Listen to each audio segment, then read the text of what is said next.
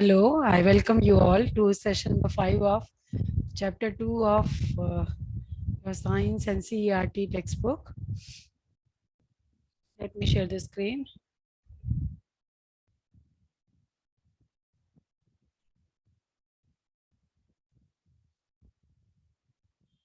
So in the earlier sessions, we had talked about uh, is matter around us pure? Under that, we discussed that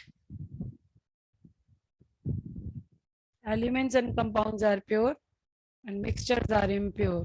Naturally, anything which is impure needs to be purified, and for that, we need to separate the pure compound from the impurities. For that, we learned about various techniques of separating mixtures, like namely homogeneous mixtures and heterogeneous mixtures.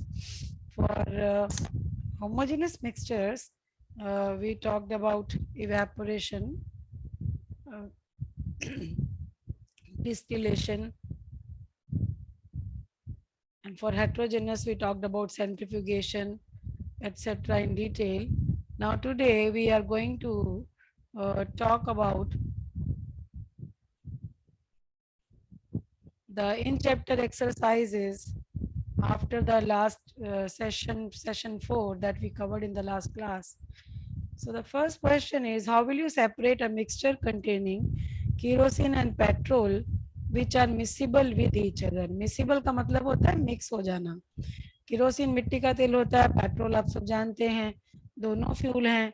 तो और इनका जो एक खास बात लिखी हुई है, difference in their boiling points is more than 25 degree kelvin, 25 degree Celsius, जिसमें अगर आप 273 जोड़ेंगे तो केल्विन में 298 आएगा, 298, which is again the requirement for simple distillation. Fractional distillation में तो अगर 25 डिग्री केल्विन से कम होता है तो फ्रैक्शनल डिस्टिलेशन करते हैं. यहाँ पर तो काफ़ी डिफरेंस है केरोसिन और पेट्रोल के, दोनों के जो बॉइलिंग पॉइंट में इतना लार्ज डिफरेंस है. तो ऐसे में तो डिस्टिलेशन ही बेस्ट टेक्निक है. ठीक है, इसीलिए ये जो दोनों है, पेट्रोल और जो केरोसिन का मिक्सचर हमें दे दिया जाए तो बेस्ट टेक्निक क्या होगी? Simple distillation. सिंपल डिस्टिलेशन में आपके बुक में जैसे डायग्राम बना हुआ है, एक बॉइलिंग फ्लास्क होता है, वो कंडेंसर से कनेक्टेड होता है, कंडेंसर रिसीवर से कनेक्टेड होता है. बॉइलिंग फ्लास्क में हीट देते ही उसके जिसका बॉइलिंग पॉइंट हाई होता है मिक्सचर में से जिस कंपोनेंट का, वो पहले उसके वेपर्स बनते हैं और वो कंडेंसर में कंडेंस होकर कलेक्ट हो जाता है. तो शुरू में जो कलेक्ट होता है वो हायर बॉइलिंग पॉइंट होता है, बाद में लोअर बॉइलिंग पॉइंट होता है. ठीक है, तो ये टेक्निक इसके लिए बेस्ट रहेगी. दूसरा क्वेश्चन है, name the technique to separate butter from curd. खाली नाम पूछा है, फिर भी हमने एक एक लाइन में थोड़ा सा और समझा दिया आपको. आपको याद होगा चैप्टर नंबर 1 में भी हमने बात की थी कोलॉइड्स की. कोलॉइड्स क्या थे? हेट्रोजिनस मिक्सचर्स थे. और कोलॉइड का बेस्ट एग्जांपल था मिल्क, कर्ड, राइट. अब मक्खन हमने दही से निकालना है, बटर कर्ड से निकालना है, तो sorry, curd is a colloid, right.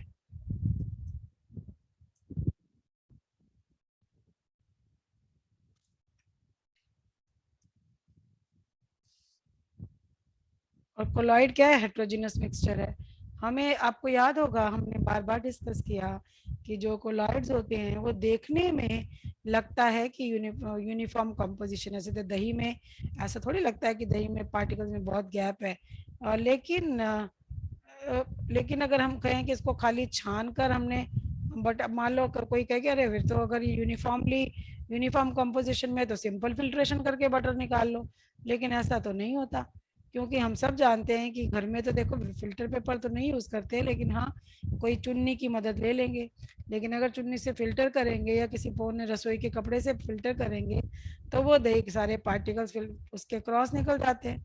इसीलिए सिंपल सिंपल जो फिल्ट्रेशन है वो दही से मक्खन निकालने के लिए कामयाब नहीं है. हम क्या यूज़ करते हैं? सेंट्रीफ्यूगेशन यूज़ करते हैं for separating butter from curd. ठीक है, सेंट्रीफ्यूगेशन में जैसे कि आपकी वॉशिंग मशीन में होता है, बड़ी तेज स्पीड पे घुमाया जाता है और अपरेटस को, और उसके अंदर ट्यूब्स के ढक्कन होते हैं, ढक्कन से वो बंद होती हैं। जिस मिक्सचर को सेपरेट करना है उसको भर के अंदर रख दिया जाता है और बड़ी तेजी से स्पिन करते हैं। बाद में जब उसको रोका जाता है तो मक्खन अलग हो जाएगा, दही का पानी अलग हो जाएगा। तीसरा पूछा है कि सॉल्ट को सी वाटर से अगर आपने अलग करना है तो आप कैसे करेंगे। देखिए, सी वाटर में समुद्र का पानी खारा होता है, हम सब जानते हैं। खारा क्यों होता है? क्योंकि इसमें नमक डिजॉल्व होता है। अगर नमक डिजॉल्व है, घुला हुआ है, तो जाहिर है ये एक होमोजीनियस सोल्यूशन है, होमोजीनियस मिक्सचर है या सोल्यूशन है। और आपको ध्यान होगा कि किसी सोल्यूशन में हमने बात की थी, कंपोनेंट्स फिजिकली अलग अलग नहीं दिखते, एक ही दिखते हैं। जैसे हमने कहा था कि नमक को पानी में घुलने से पहले वो अलग दिखता है, लेकिन जब घुल जाए तो आपको पता, ये कह नहीं सकते कि कहाँ नमक है कहाँ पानी, पूरे में ही नमक होगा, क्योंकि वो जगह जगह पर यूनिफॉर्मली घुल जाएगा। ठीक है, तो ऐसा पॉसिबल है by technique of evaporation only. Evaporation करके हम निकाल सकते हैं, और लार्ज स्केल पे आप इवेपोरेशन कह सकते हो और सिंपल डिस्टिलेशन भी कर सकते हैं। देखा जाए तो इन दोनों में से कोई भी आप इस्तेमाल कर सकते हैं। फिर आपने कपूर को, इस कपूर और मान लो कपूर की टिकिया और नमक मिला दिया, कपूर को पीसा नमक से मिला दिया, दोनों ही सफ़ेद होते हैं। तो मिक्सचर में से निकालें कैसे कैम्फर को?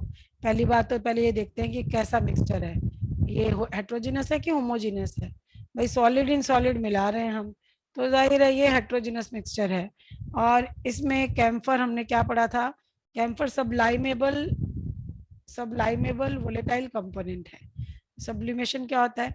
सॉलिड से सीधा गैस में बदल जाना। जैसा हमने कपड़े में डालने वाली गोलियों का एग्जांपल लिया था नेफ्थलीन बॉल्स का, वो विद पैसेज ऑफ टाइम या ओडोनिल जो आप बाथरूम में रखते हैं, कुछ टाइम बाद आपको खाली लिफाफा मिलता है, क्योंकि वो गंदी बदबू को अब्जॉर्ब कर करके, मतलब जो भी उसकी प्रेजेंस में वो गैस बनती रहती है खुशबू वाली, और जब वो ज़्यादा ही ऑर्डर होती है तो वो जल्दी ख़त्म होती है।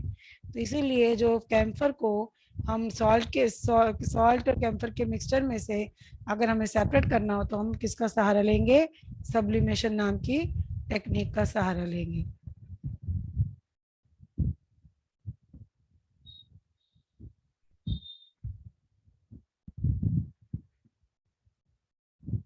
अगला प्रश्न है, what type of mixtures are separated by the technique of crystallisation. किस तरह के मिक्सचर्स को क्रिस्टलाइजेशन नाम की टेक्निक से अलग किया जाता है? देखिए, कुछ मिक्सचर्स ऐसे होते हैं, उनमें कुछ ऐसे सॉलिड होते हैं जिनको अगर हम हीट करेंगे, मतलब ड्राई इवेपोरेट करके, मतलब हीटिंग माने इवेपोरेट करेंगे, इवेपोरेशन में सारा ही पानी उड़ाना होता है हमने, खाली लिक्विड बच जाए। तो कई बार क्या होता है, इसमें वो या तो उनका डिग्रेडेशन हो जाता है या वो चैर माने जल जाते हैं। ठीक है, तो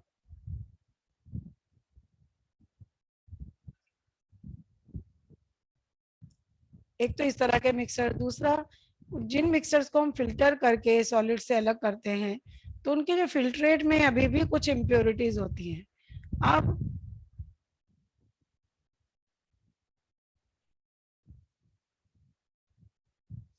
ठीक है, तो ऐसे में जो फिल्ट्रेट है उसको फर्दर अगर हमें प्योरीफाई करना हो ताकि हमें सिर्फ प्योर ड्रग मिले, तो हम कौन से मेथड का सहारा लेते हैं? क्रिस्टलाइजेशन का सहारा लेते हैं, ताकि प्योरीफाई हो जाए। ठीक है,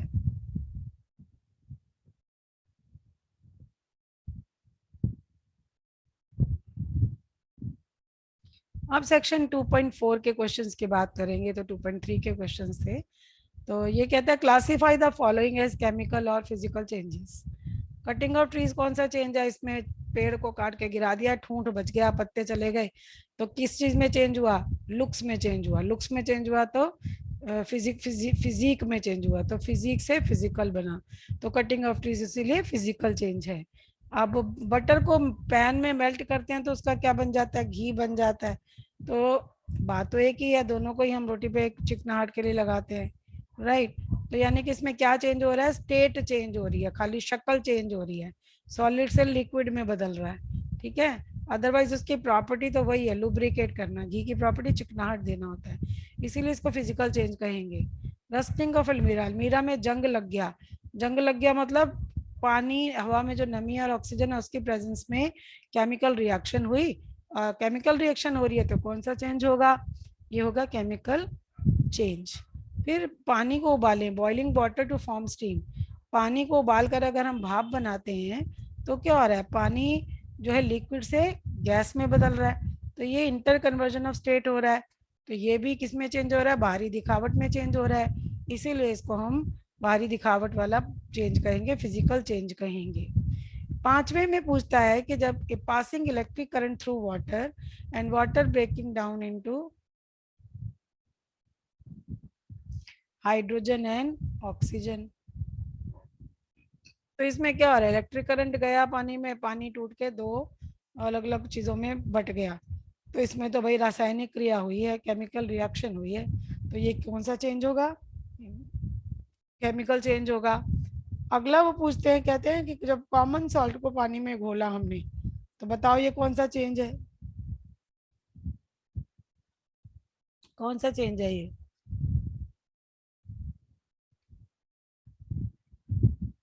भाई सॉल्ट ने पानी में घुल के पानी को नमकीन बना दिया, उसकी प्रॉपर्टी तो बदली नहीं ना, यानी बस उसकी फिजिकल स्टेट में चेंज आ गया, वो सॉलिड से लिक्विड में चला गया, सोल्यूशन में चला गया, तो ये भी फिजिकल चेंज है।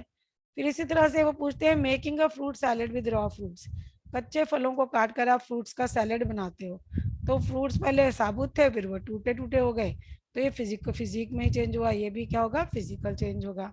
लास्ट में हम बात करते हैं burning of paper and would की, पेपर और वुड जलते कैसे हैं, हमने अगर उसमें ऑक्सीजन की प्रेजेंस में ही जलते हैं, आपको पता है, तो ऑक्सीजन की प्रेजेंस में जल के क्या बनाते हैं, काला काला कोल, कोल बनाते हैं ना, टार बनाते हैं, जिसका मतलब इनमें क्या हो रही है, केमिकल रिएक्शन, तो ये क्या है, केमिकल चेंज है।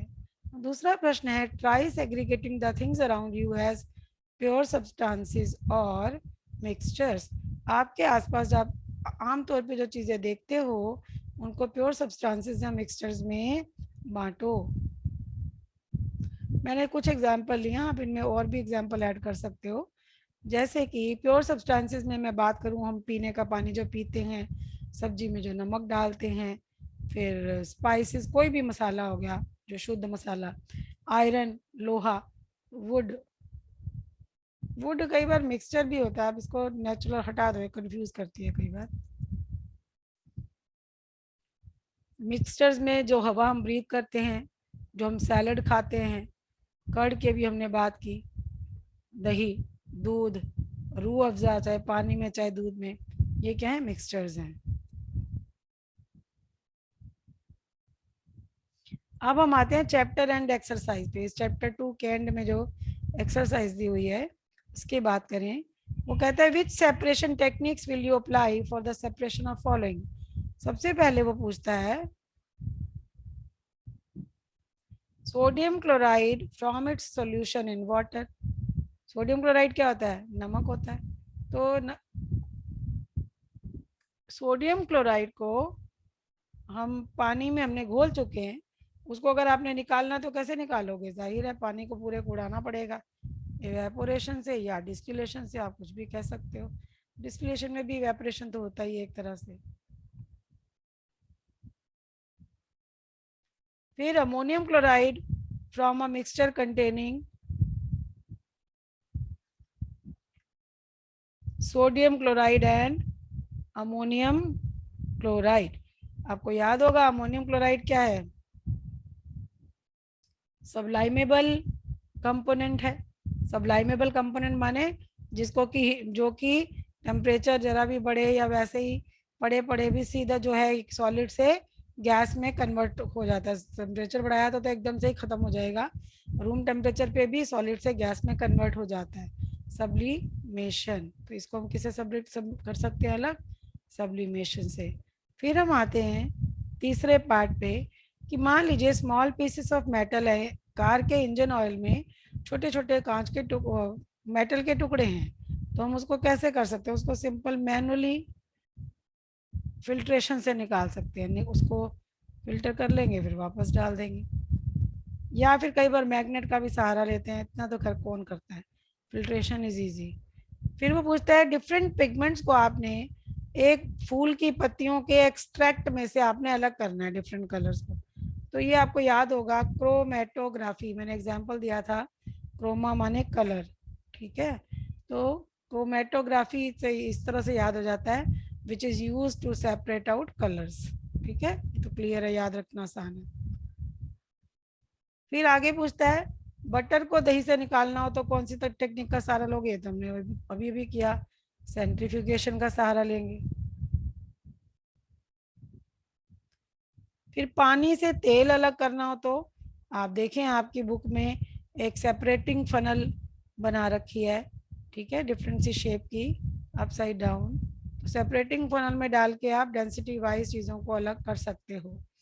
फिर टी लीव्स को, आप चाय बनाते हो तो चाय पत्ती को चाय से कैसे अलग करते हो, फिल्ट्रेशन से, छलनी लगाते हो तो फिल्ट्रेशन आ गया। इसी तरह से रेत और लोहे की कीलें इकट्ठी हैं तो आप कैसे कर सकते हो, सिंपल सी बात है, हाथ से निकाल दोगे तो आप हैंड पिकिंग, चाहे वैसे ही देखकर चाहे मैग्नेट की मदद से, ठीक है। ये हमने डिस्कस किया था ना, सिंपल फिल्ट्रेशन टेक्निक्स में क्या क्या आता है, हैंड पिकिंग, फिल्ट्रेशन एक्सेट्रा। फिर आता है कि जो जब हम गेहूं होता है, गेहूं को गेहूं के छिलके से अलग करना, तो आप देखो ना, सूप में डाल के ऐसे ऐसे छाटते हैं उसको, जो छाटने को हम बोलते हैं विनोई।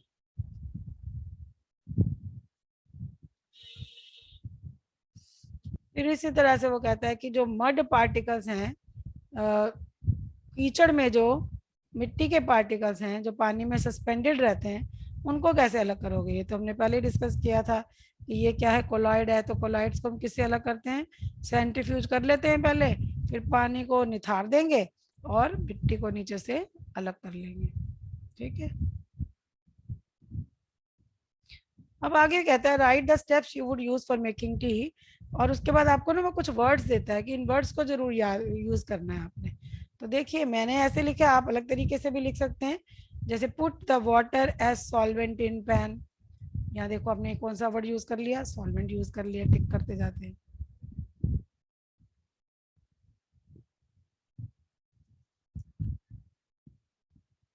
लाइट द गैस, ठीक है। फिर मैंने यूज किया word dissolve,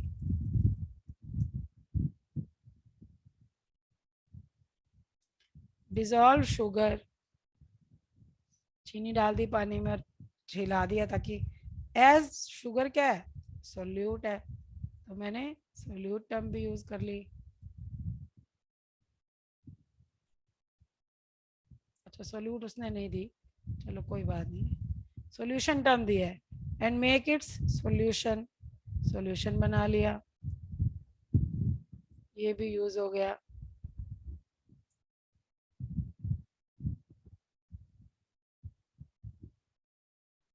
okay,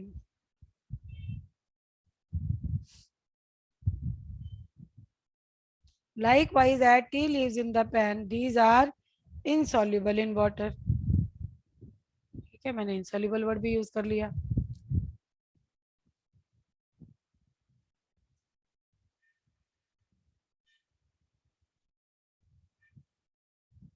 allow the mixture to boil, देखें मिक्सचर वर्ड था, नहीं था।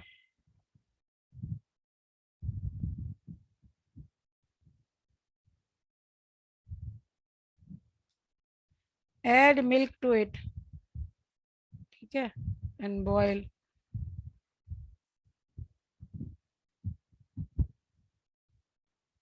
switch off gas, take mixture and pour over a sieve, एक sieve के ऊपर डालो। tea leaves insoluble in solvent, ये टर्म्स यूज कर ली हमने। कहाँ पर आते हैं, are collected on the sieve, और फिल्ट्रेट कहाँ जाता है, are collected on the sieve as residue, residue word भी दिया ना, एज रेजिड्यू, कहाँ गया,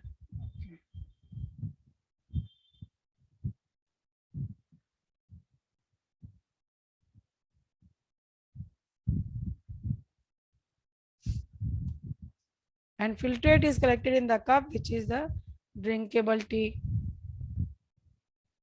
इसमें हमने हमारा एक वर्ड रह गया जब हमने यूज नहीं किया, soluble, it contains sugar soluble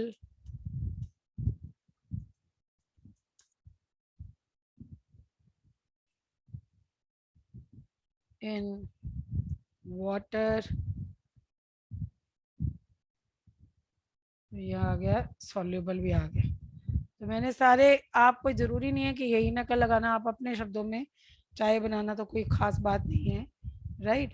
तो आप भी बड़े आराम से अपने हिसाब से लिख सकते हैं, ठीक है। सिंपल सा क्वेश्चन था।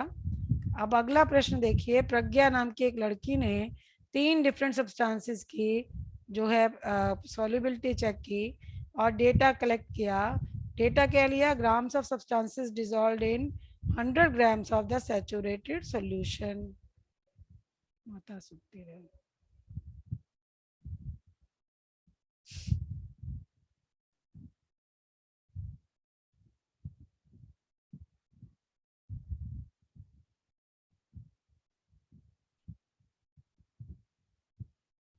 अब ये डेटा आपको दिया हुआ है, ये प्रश्न पूछते हैं कि what mass of potassium nitrate would be needed to produce a standard solution of potassium nitrate in 50 grams of water at 313 Kelvin।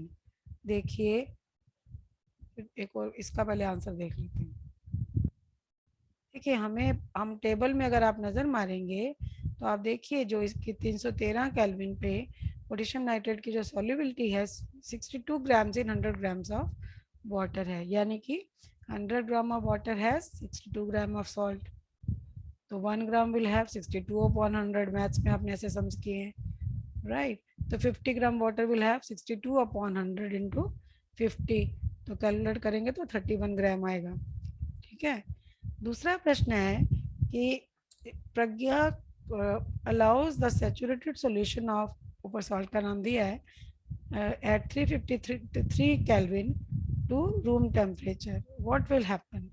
देखिए, जब किसी सॉल्ट का जो सैचुरेटेड सॉल्यूशन किसी गिवन टेम्परेचर पे वापस रूम टेम्परेचर पे ठंडा किया जाएगा तो क्या होगा भाई? बढ़े हुए तापमान पे जितना सॉल्ट घुल गया उतना तापमान कम करेंगे तो थोड़ी घुल पाएगा, तो वो वापस बाहर निकलेगा, किसी ना किसी सूरत में दिखेगा, है ना। बाहर जैसे हम फालतू खाना खाएं तो वॉमिटिंग कर देते हैं, ठीक इसी तरह से सॉल्वेंट ने अपनी कैपेसिटी से ज़्यादा किसी चीज़ को अपने में घोला था टेम्परेचर बढ़ाने के कारण। अगर वो टेम्परेचर हम वापस घटा रहे हैं तो क्या होगा? ये जो अमाउंट सोल्यूट का है, जो रूम टेम्परेचर पे सॉल्वेंट की कैपेसिटी नहीं है घोलने की, वो क्रिस्टल्स की फॉर्म में दिखेगा, ठीक है। और प्रज्ञा को क्या दिखाई देंगे? इस सॉल्ट के क्रिस्टल्स दिखाई देंगे। अभी कहा गया है कि डिफरेंट टेम्परेचर्स पे जो सोलिबिलिटी डेटा को देखकर आप 293 केल्विन पे ये बताओ कि किसकी सोलिबिलिटी सबसे ज़्यादा है। देखिए, बहुत ही आसान सा क्वेश्चन है। आप देख रहे हैं कि टेबल में 5 टेम्परेचर्स के ऊपर grams of solute dissolve in 100 grams of water दिए हुए हैं। तो आप देखें, पोटेशियम नाइट्रेट के 32 ग्राम्स हैं, पोटेशियम क्लोराइड 35, सोडियम क्लोराइड 36 और सबसे ज़्यादा हैं अमोनियम क्लोराइड के। तो इसका मतलब है इस टेम्परेचर पर 293 केल्विन पर किसकी सॉल्युबिलिटी सबसे ज़्यादा है? लास्ट वाले की, अमोनियम क्लोराइड की। फिर अगला प्रश्न है, what is the effect of increase in temperature on solubility of salt. देखिए, आप टेबल को देखेंगे तो आप देखिए कि जितना ज़्यादा टेम्परेचर बढ़ेगा उतनी उसकी सॉल्युबिलिटी बढ़ेगी। टेबल पे नज़र मारिए, जैसे आप देखें, मान लीजिए ये वाला सॉल्ट देख लें, ये सबसे कम टेम्परेचर पे 21, उससे ज़्यादा पे 32, उससे ज़्यादा पे 62 और उससे ज़्यादा पे 106, उससे ज़्यादा पे 167। यही ट्रेंड आपको सब में दिखाई देगा। तो इसका मतलब है कि जब टेम्परेचर बढ़ाते हैं तो सॉल्युबिलिटी बढ़ जाती है, ठीक है।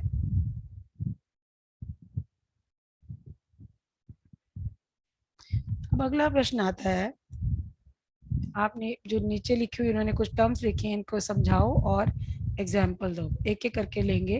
पहले बात करेंगे सैचुरेटेड सॉल्यूशन की।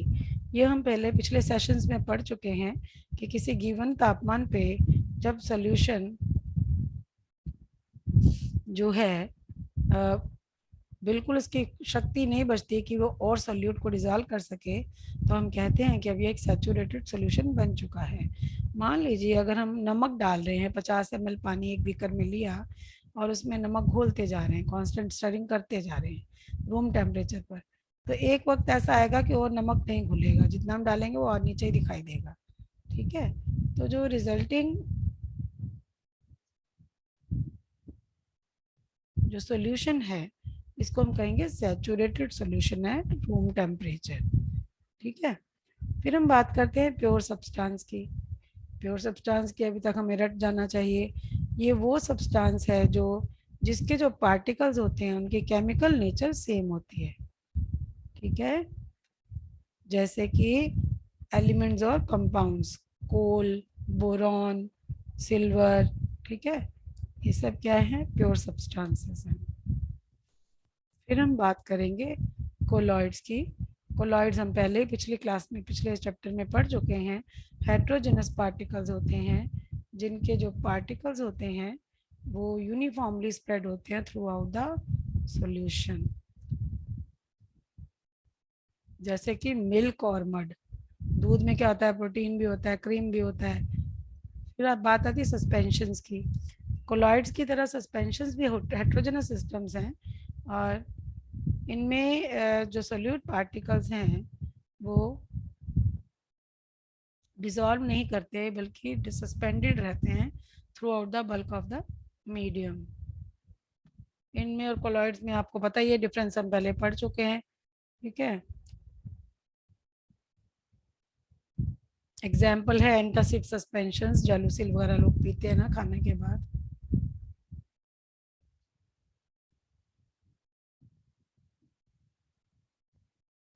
अगला प्रश्न आता है, classify the following as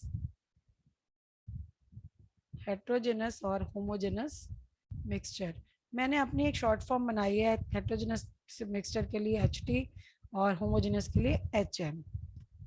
soda water की बात करें तो ये क्या है, होमोजेनस है। सॉल्यूशन दिखता है ना, अलग अलग तो नहीं दिखते ना दो फेज। और वुड क्या है, हेट्रोजेनस है। वुड में कई बार कीड़े भी दिखते हैं आपको, ऐसा तो है नहीं कि खाली बड़ी सारी लकड़ी बड़ी साफ सुथरी होती है, मॉइस्चर भी उसने गेन किया होता है। ठीक है, फिर हवा की बात करें तो हवा क्या है, गैस इन गैस मिक्सचर है ना, होमोजेनियस है। तो ये भी HM लिखा है मैंने। मिट्टी की बात करें तो मिट्टी में तो पता नहीं कितनी चीज़ें होती हैं, ये तो हेट्रोजेनस है। विनेगर यानी कि सिरका, सिरका भी देखने में पानी टाइप, देखने में तो यूनिफॉर्म लगता है ना, दोनों फिजिकल कंपोनेंट्स अलग अलग तो नहीं दिखाई देते, इसीलिए ये भी होमोजीनियस है। और फिल्टर टी जो होती है वो तो पानी जैसी दिखती है, इसलिए इसको भी हमने लिखा HM, मतलब होमोजीनियस मिक्सचर। अगला प्रश्न है, आप कैसे कंफर्म करोगे, how would you confirm that a colourless liquid given to you is water. देखिए सिंपल सी बात है, प्योर सब्सटेंसेस के सारे पार्टिकल्स के कैरेक्टरिस्टिक्स सेम होते हैं, तो इसीलिए उनकी जो प्रॉपर्टीज़ हैं जैसे कि बॉइलिंग पॉइंट, मेल्टिंग पॉइंट, सब सेम फिक्स्ड रहते हैं, चाहे आप कहीं से भी उठा लो पानी। तो प्योर सब्सटेंसेस का फिक्स्ड बॉइलिंग पॉइंट होता है, पानी का बॉइलिंग पॉइंट 100 डिग्री सेल्सियस होता है। और अगर जो सैंपल हमें दिया गया है उसका बॉइलिंग पॉइंट हम निकाल लेंगे 100 डिग्री सेल्सियस है, तो ये प्योर वाटर है, नहीं तो इम्प्योर है। क्वेश्चन नंबर 7 में वो कहते हैं, which of the following fall into the category of a pure substance. पहले आप याद कर लीजिए, रिकॉल कर लीजिए, प्योर सब्सटेंसेस दो तरह के हैं, एलिमेंट्स और कंपाउंड्स। मिक्सचर्स तो इम्प्योर कंपाउंड्स हैं, इसीलिए उनकी सेपरेशन टेक्निक्स हमने पढ़ी। और जो प्योर कंपाउंड्स हैं वो एलिमेंट्स और कंपाउंड्स होते हैं। तो देखिए आइस क्या है, प्योर कंपाउंड है। मिल्क तो एक मिक्सचर है, हम ऊपर पढ़ चुके ना, हेट्रोजेनस मिक्सचर है, तो ये तो प्योर सब्सटेंस नहीं होगा। आयरन प्योर है, हाइड्रोक्लोरिक एसिड भी आयरन, क्या आपका आयरन एलिमेंट है ना, ये तो प्योर होना ही है। हाइड्रोक्लोरिक एसिड कंपाउंड है, ये भी प्योर है। कैल्शियम ऑक्साइड ये भी कंपाउंड है, ये भी प्योर है। मरकरी ये एलिमेंट है, ये भी प्योर है। ब्रिक ये तो भाई मिक्सचर है, तो मिक्सचर तो इम्प्योर, इसको तो हम प्योर नहीं कह सकते।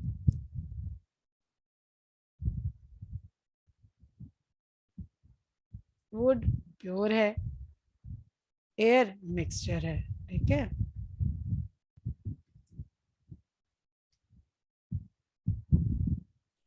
नेचुरल वुड जो पेड़ की लकड़ी है, जैसे पेड़ खड़ा हुआ उसकी लकड़ी को हम प्योर कहेंगे।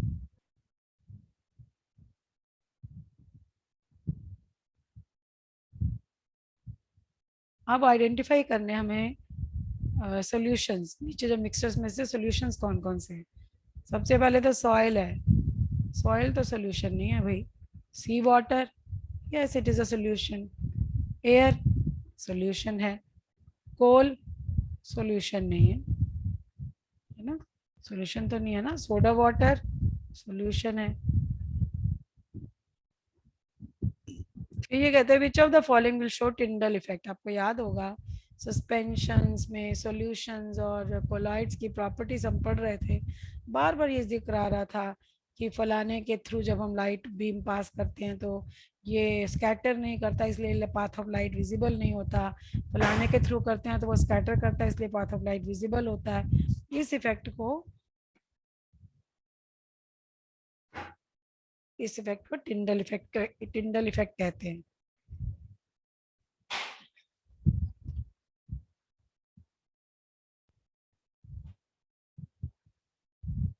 सॉल्ट सोल्यूशन टिंडल इफेक्ट नहीं दिखाता, मिल्क टिंडल इफेक्ट दिखाता है, और स्टार्च सोल्यूशन दिखाता है टिंडल इफेक्ट, क्योंकि ये कोलॉइड है।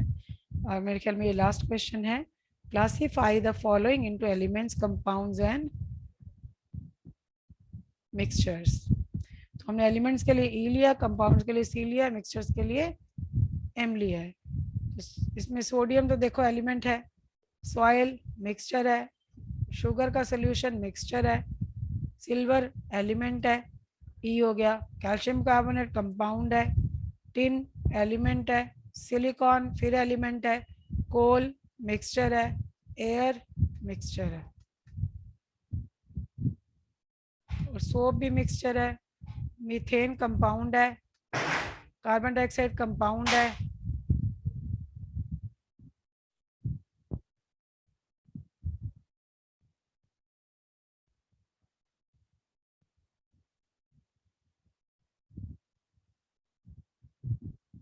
सोप मिक्सचर है, मीथेन कंपाउंड है,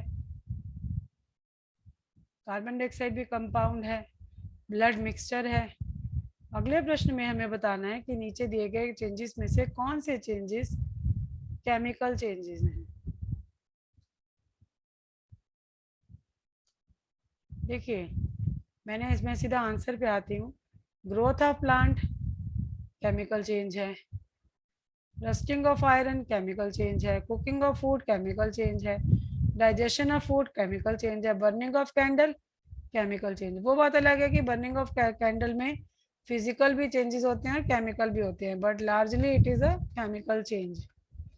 देखिए आप, growth of plant chemical change बोला, रस्टिंग केमिकल चेंज बोला, mixing of iron filings and sand ये तो नहीं ना बोला केमिकल चेंज, ये तो फिजिकल चेंज है, उनको मिक्सिंग कर दिया है। और cooking of food chemical change है, डाइजेशन केमिकल चेंज है, फ्रीजिंग ऑफ वाटर में पानी लिक्विड से सॉलिड में गया है, तो ऐसा तो स्टेट चेंज ही हुआ है ना, फिजिकल चेंज हुआ है। Burning of candle chemical change है, हालांकि कई जगह ये कहा जाता है कि इसमें बर्निंग के दौरान दोनों तरह के चेंजेस होते हैं, but largely it is a chemical change. So with that we finish chapter number